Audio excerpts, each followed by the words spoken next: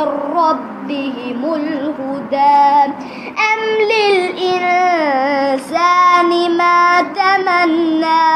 فلله الآخرة والأولى وكم من ملك في السماوات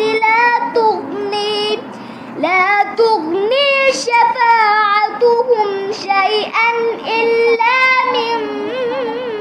بعد أن يأذن الله لمن يشاء ويرضى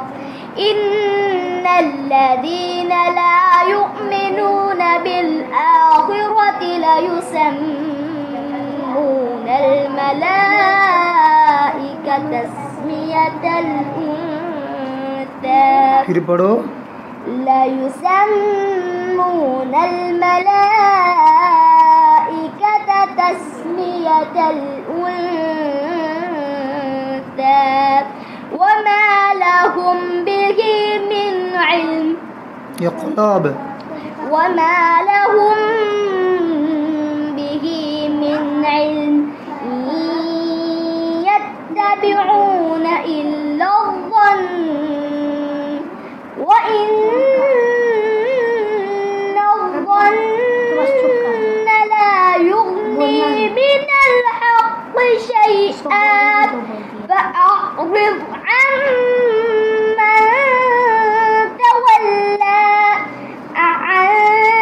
ذكرنا ولم يرد إلا الحياة الدنيا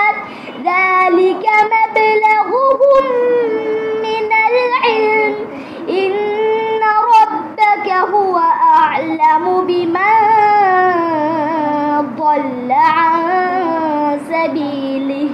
وهو أعلم بمن اهتدى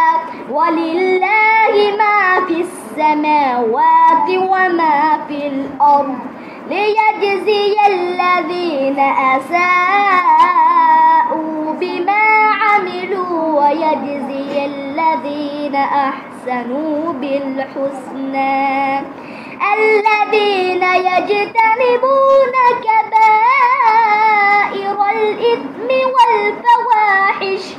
والفواحش إلا اللمم إن ربك واسع المغفرة هو أعلم بكم إذ أنشأكم من الأرض وإذ أنتم أجنة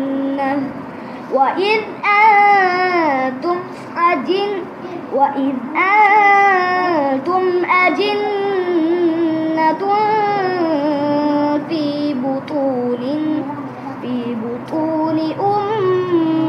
أمهاتكم فلا تزكوا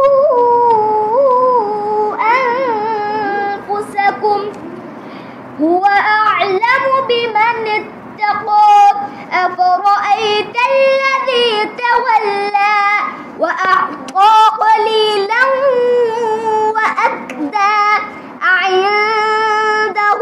علم الغيب فهو يرى أم لم ينبأ بما في صحف موسى وإبراهيم الذي وفى ألا تزر وازرة وزر أخرى وأن ليس للإنسان إلا ما سعى وأن سعيه سوف يرى ثم يجزاه الجزاء الأوفى وأن إلى ربك المنتهى وأنه هو أضحك وأبكى وأنه هو أمات وأحيا وأنه خلق الزوجين الذكر والأنثى من نطفة إذا تمنى وأن عليه النشأة الأخرى وأنه هو أغنى وأقنى وأنه هو رب الشعرى وأنه أهلك عادا الأولى وثمود فما वक़्फ़ नहीं करें, झटका नहीं लगाएंगे। وثمود فما أبقى फिर पढ़ो इसी तरह। وثمود فما أبقى وقوم نوح من قبل إنهم كانوا هم أظلم وأطغى والمؤتفكة أهوى فغشاها ما غشى فبأي آلاء ربك تتمارى هذا نذير من النذر الأولى أزفت الآزفة ليس لها من دون الله كاشفة أفمن